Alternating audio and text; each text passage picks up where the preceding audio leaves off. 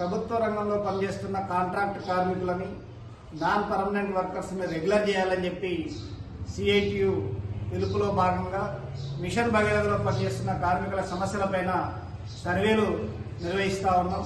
ఈ వచ్చిన సర్వేల సమస్యలపైన ప్రభుత్వ దృష్టికి, అధికారుల దృష్టికి తీసుకెళ్లి ఈ నెల 28న కలెక్టర్ కార్యాలయం ముందు ధర్నా కార్యక్రమం నిర్వహించడం జరుగుతూ ఉన్నది.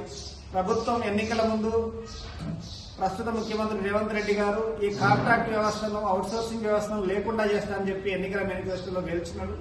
మరి వాళ్ళ ఎన్నికల మేనిఫెస్టోలో ఇచ్చిన హామీ ప్రకారం నాన్ పర్మనెంట్ ఎంప్లాయీస్ అందరినీ రెగ్యులర్ చేయాలని చెప్పి కాంట్రాక్ట్ వ్యవస్థని రద్దు చేసి అందరినీ ప్రభుత్వ ఉద్యోగులు రెగ్యులర్ చేయాలని చెప్పి డిమాండ్ చేస్తా ఉన్నాం. ఇవాళ మొత్తం తెలంగాణ ప్రజానికానికి మిషన్ భగీరథ పథకం ద్వారా తాగునీరు అందిస్తున్న కార్మికులు ఇవాళ కష్టాల పాలవుతా ఉన్నారు. కనీస వేతనం కూడా ఇస్తున్న పరిస్థితి లేదు. ఇవాళ 10,000కి పరిమితమైన పరిస్థితి ఉన్నది. కనీస వేతనం 26,000 రూపాయలు ఇవ్వాలని చెప్పి ప్రభుత్వ ఉద్యోగులుగా గుర్తించాలని చెప్పి సిఐటిగా డిమాండ్ చేస్తా ఉన్నాం. ప్రభుత్వం స్పందించని యెడల దశల వారీగా ఆందోళన చేయడం కోసం సిఐటిగా సన్నద్దమవుతున్నామని చెప్పి సందర్భంగా తెలియజేస్తా ఉన్నాం.